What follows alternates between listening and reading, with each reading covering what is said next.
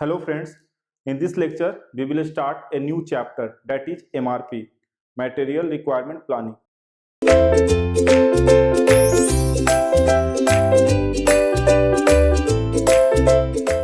So it is little bit theoretical type. Okay, so questions are going to be asked in theoretical concept as well as in numerical concept also. Okay, so if we look at the previous year questions, so in mechanical engineering only one numerical questions has been asked, and in production engineering so many questions are asked from this topic and very easy one. So you need to remember the theoretical formulas also and the theoretical concepts also, because in examination the theory is going to be asked, the match the column type questions is going to be asked. So our topic is material requirement planning, that is MRP. So what is MRP? Okay, the question arises, what is MRP? Suppose I'm going to make this marker. Okay, suppose our requirement is to produce this marker or assemble this marker. So the things which are going to be needed to make this marker is plastic, okay, raw plastic, and ink, okay, ink. And when you look at this, there is a nib. Okay, so basically three things are needed: the raw plastic, ink, and this nib. Okay, so these three things which are needed to produce the products, okay, should be available to the production department on time. Okay, so MRP is all about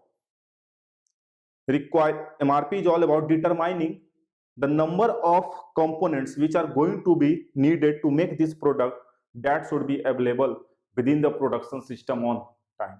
Okay, so a lot of definitions has been said about MRP. Okay, suppose you are going to make a car, so what are the things you are going to need? Okay, engine, steering, wheels, okay, everything whatever you are going to be needing, you must bring or order or assemble or produce. Okay, whatever you are going to do, you may order those things from the outside, you may just produce those things in your factory.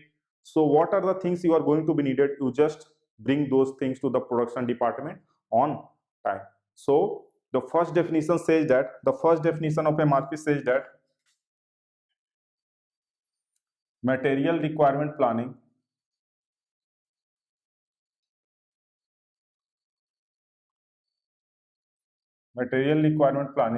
or MRP is used in determining the material components and parts. Okay, it is used in determining the material components and parts required to produce a product. Okay, so whatever things you are going to require, okay, it is used in, you can see, it is used in determining the materials, components and parts required to produce a product. Okay, so make this marker, we require raw plastic, ink, nib, its design specification. Okay, so everything comes under MRP. Okay, everything comes under MRP. The other definition is also there.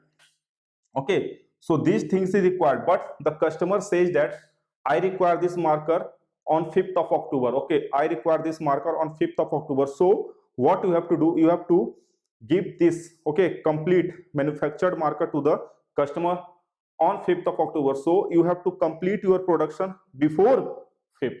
Okay, you have to complete your production process before 5th of October. It means that whatever things you are going to require or to order, you must order it before the production process. Okay, suppose you are going to start the production on 1st of October. So on 30th of September, everything should be ready. Okay, so it means it gives information, but a timely information. Okay, everything should be present on time. So it also says that MRP, that is material requirement planning, MRP provides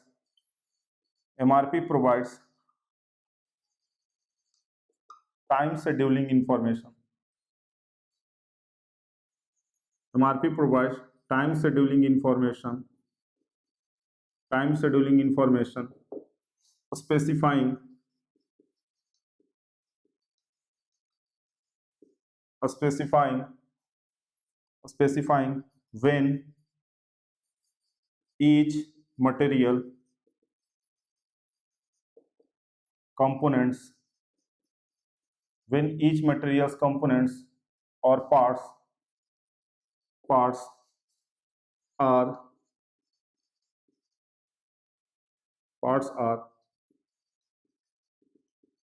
required to order or produce. Okay, so the definition says that it provides time scheduling information. Okay, so everything should be present on time, so this is very important. Okay, a time scheduling information, it always provides a time scheduling information. And what that it specify? Okay, it specify when each material components or parts are required to are required are required to be are required to order or produce. Okay, whether you are going to produce those parts.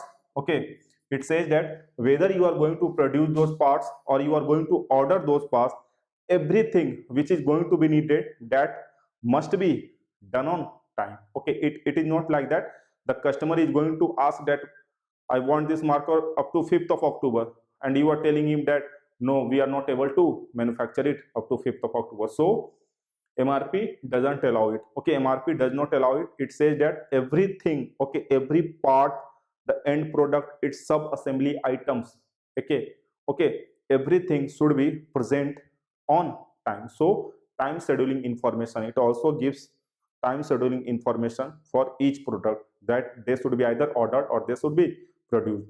So these are the two basic definitions of MRP, you can say. But one of the standard definition, okay, one of the standard definition which is going to be used, I am going to write the information definition. Okay, so one of the standard definition of MRP is, okay, one of the standard definition of MRP I am going to write is that MRP constitutes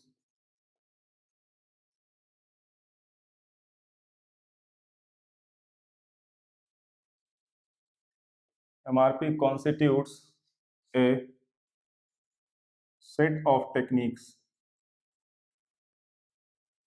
Okay, a set of techniques, or you can say inputs. MRP constitutes a set of techniques or inputs that uses bill of material,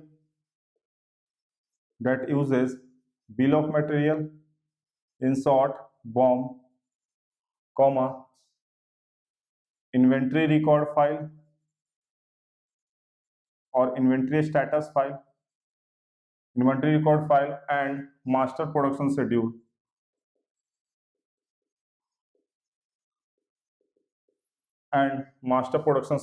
In short, MRP to calculate the required material. Okay, so it says that MRP needs, or MRP constitutes a set of techniques. Okay, it constitutes a set of techniques, inputs, that uses, the first term is bill of material, the second term is inventory record file, and the third term is master production schedule. Okay, master production schedule, also known as MPS. Okay, master production schedule, also known as MPS, to calculate the required material. Okay, so what are the materials? Okay, in which quantity? Okay, what are going to be the number? Okay, what are going to be the number of these needs? Okay, how much plastic we are going to need? Everything will come under MRP, and these things will be calculated based on three techniques, that is BOM file, okay, bill of material, MPS, master production schedule, and inventory record file. Okay, so you will now tell us that, sir, this definition I am not getting, because a lot of technical terms has been used. Okay, a lot of technical terms has been used in this definition, so you will not get it. Okay, and it is true. So we will take an example. Suppose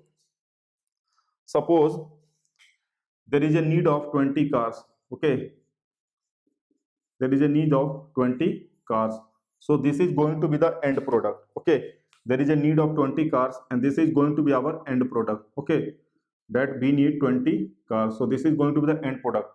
The information about the end product, okay, the information about the end product will be told by the MPS. Okay, this 20 car will be told by the master production schedule. Okay, so basically master production schedule consists of a list that tells about the end product. Okay, it tells about in what quantity you are going to require the end products, what is your end product, that is car, who is going to produce it, okay, up to what time you are going to produce it. Okay, so what quantity and what time, everything comes under master production schedule. So it is going to tell about the end production. Okay, end product. So suppose to make these 20 cars, we requires 80 wheels and 20 steering. Okay, suppose these were the two items. So it says that it requires 80 wheels and 20 steering. So total we say that 20 units. Okay, 20 units or 100 units or 100 components are required. So the information, okay, this you can see these wheels and these steerings are basically the sub assembly items. Okay, these steerings and these wheels which are going to be required for the end product. Okay, these are basically the sub assembly items. So this will be maintained in the BOM, bill of material. This will be maintained in the BOM, and our this 100, okay, this 100 says that this is our gross requirement.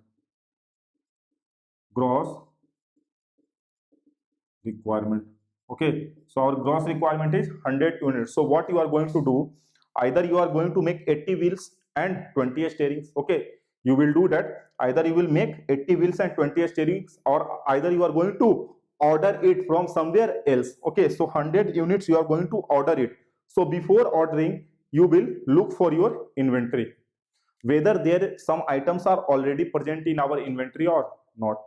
Okay, you are going to check your inventory that whether we have some items with us, okay, or not. So when you went, you found that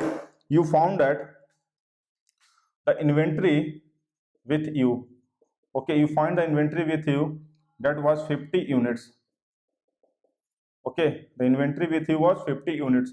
So now 50 units was present with you, you require 100 units, so you will order only 50 units. Okay, you will not order 100 units because you have 50 units in inventory. Okay, as a stock you have 50 units, so you will just order 50 units. So your net requirement,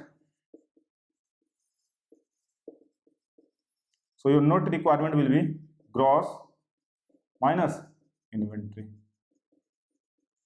Okay, your net requirement is going to be gross minus inventory, and your net requirement is going to be 50 units. So this is everything comes under MRP. Okay, you can see the end products that consist MPS, the sub assembly items, this BOM file, and you will also check the inventory record file, that whether we have something in our stock or whether we have ordered and that is in pipeline. Okay, so everything comes under inventory. So these three words means simple, these things. Okay, so very simple, very simple. So I am going to now make a MRP chart. Okay, MRP chart. Now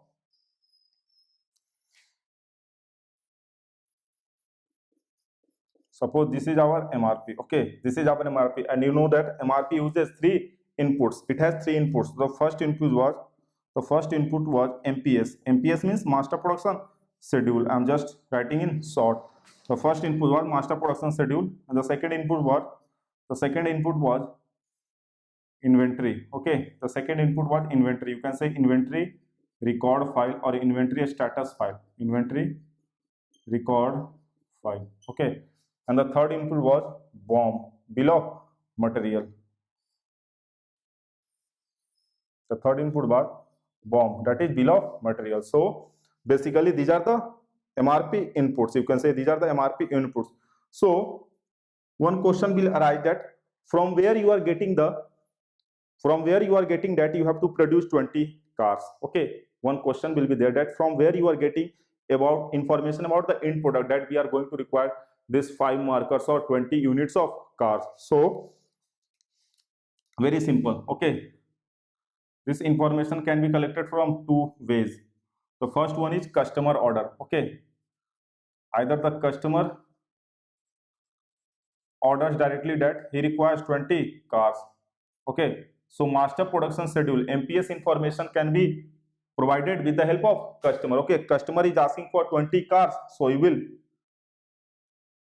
prepare the list of 20 cars. Okay, so information about MPS you can get from the customer or either from the sales forecast. Okay, we have studied it. Okay, sales forecast, that forecasting is means prediction.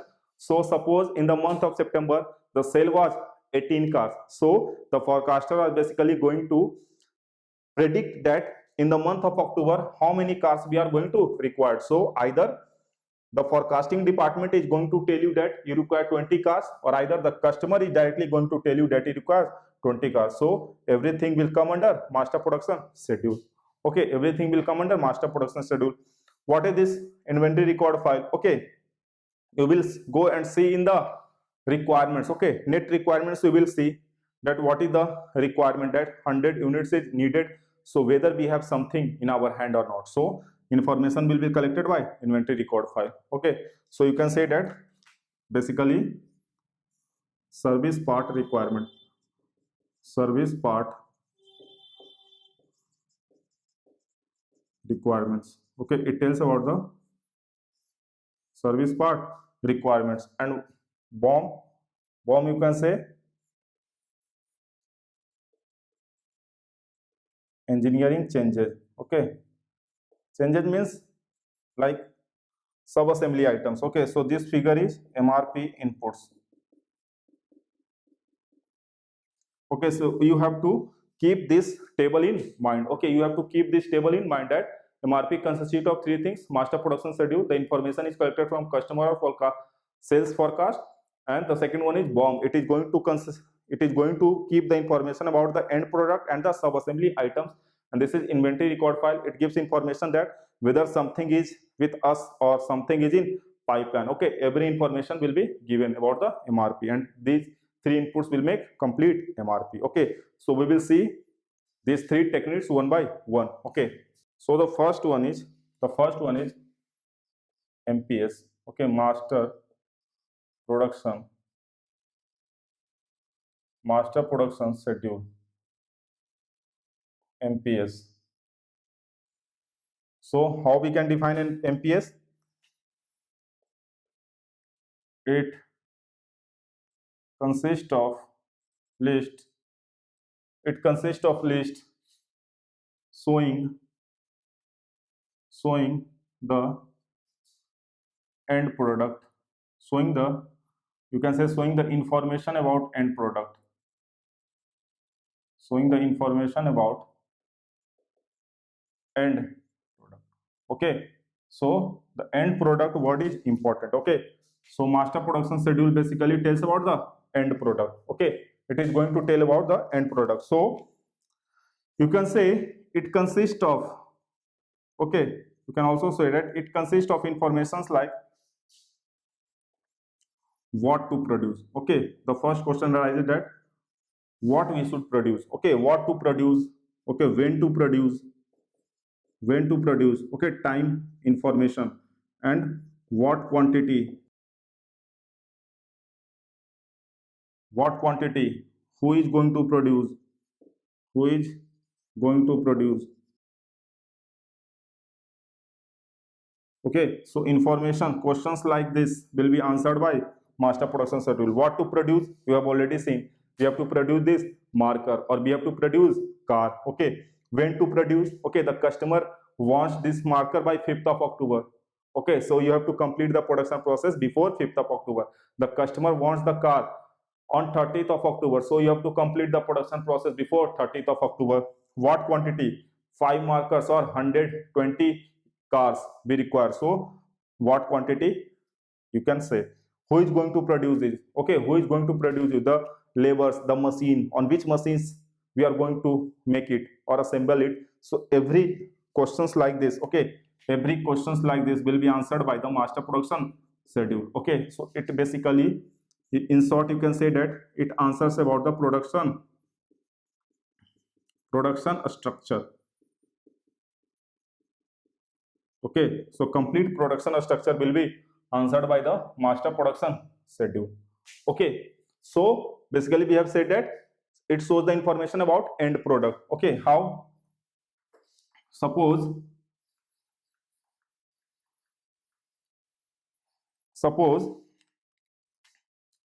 we have weeks.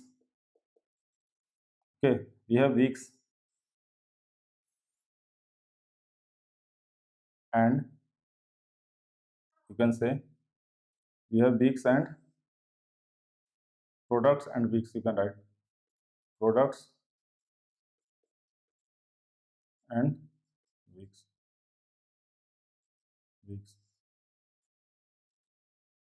Suppose we have two products.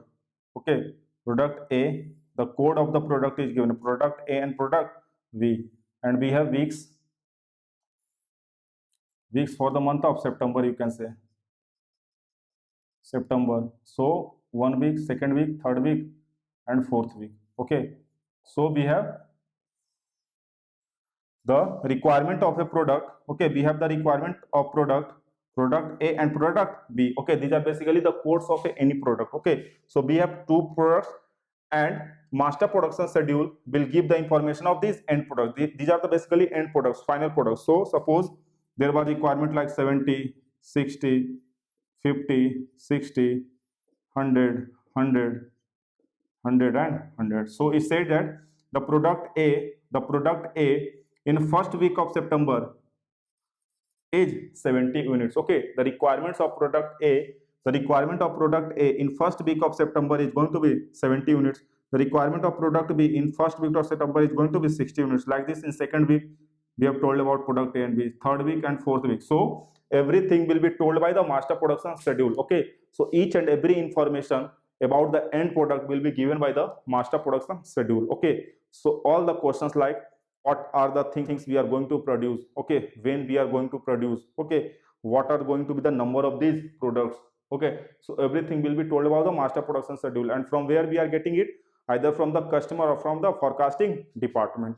Okay, now our second was bill of material. Okay, simply in short you can say BOM file. Okay, so the BOM basically gives the information, it gives the information about the product, it gives the information about the product and its sub-assembly items, information about its products and its sub-assembly items. Okay, so these things will be told by BOM file. Okay, sub-assembly items and the product. Okay, suppose we are going to make a chair. Okay, suppose we are going to make a chair, so you have to write the chair will consist of 4 legs. Okay, so each and every information, it is going to need 4 nails, it is going to need 2 cushions. Okay, the cushion cloth, the adhesive, the raw wood. Okay, everything which is going to be needed for this chair has to be written in the BOM file. Okay, so BOM file basically gives the information about the product, that is our chair. We are going to make one chair and its sub-assembly items, that for one chair we are going to need 2 cushions, 2 cloths for the cushions, adhesive, raw wood, nails.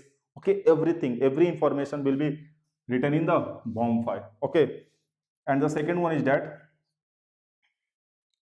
every time there is change in, every time there is change in product design, the BOM file will be revised. Okay, it means that suppose we are going to make a table. Okay, so we decided that the top of the table is going to be rectangular. Okay, we decided that the top of the table is going to be rectangular, but after some time we thought your customer told that no, we do not want a rectangular top, we want a circular top. So since there is a change in the design of a product, so the BOM file will also be revised. Okay, it has to be changed. Okay, for each and every small components, if there is a change, then the BOM file is going to be changed. So this point says that every time there is change in the product design, the BOM file will be revised. Okay, every time there is change in the product design, the BOM file will be revised. And how to say, suppose we are going to make a product. Okay, the product name is P. Suppose our requirement is to make the product P. So the sub assembly items, we can say the sub assembly 1, 2 and 3, everything. Okay, these are the final products, and this sub assembly item, that product P is going to require the component 1, component 2 and component 3, and this one is going to require this X sub assembly, X and Y. This is going to require again X and Y, and this is going to require this X. So these are the products. Okay, information about the products and these sub assembly items. Okay, these sub assembly items, you can see everything will be written in the BOM file. Okay, so basically it is a product structure. Okay, it is basically a product structure. That product P is going to require 3 sub assembly items, assembly 1, 2 and 3, and this sub assembly further is going to need X and Y types of item. Okay, you can see it is going to need 1 X and 1 Y. It is going to need 1 X and 1 Y, and this 3 is going to need only 1 X. So everything will be written in the BOM file. Okay, so BOM file tells about the sub assembly items and the product, and when there is a change in the design, the BOM file has to be revised. Okay, the BOM file has to be revised. Now the third one is inventory record file,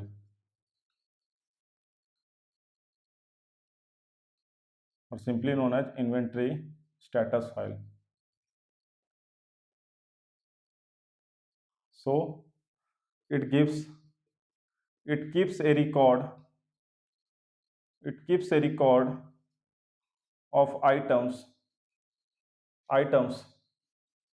physically held in system. Okay, so this file is going to tell you about that what are the items which are physically present in the system. Okay, we have seen that to make the 20 units, okay, to produce 20 units, we did not order 100 units. Okay, first we went to the inventory and we got an idea that 50 inventory is with us. Okay, we already have those 50 units, so our requirement is only of 50 units. So it keeps a record of the items which are physically present in the system. So we can say that this IRF file will consist of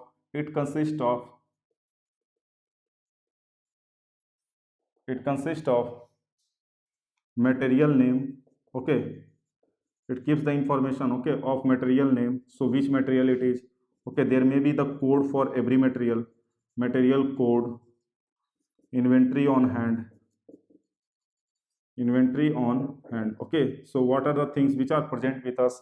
Inventory on hand, inventory in pipeline. Okay, whether something has been ordered and it is coming to us. Okay, that means inventory in pipeline. And the third one is scheduled receipt. So these information, okay,